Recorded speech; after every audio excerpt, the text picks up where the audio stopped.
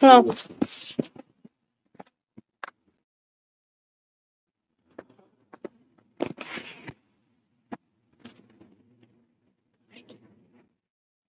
আমার গায়ে গন্ধ। কোথায় গন্ধ থাকে? তুমি বলো। আমি বলি কই বলছি না মানে বলছি যে এখন বলো। বুকের মধ্যে তো আমি শুয়ে থাকতে চাই কলু।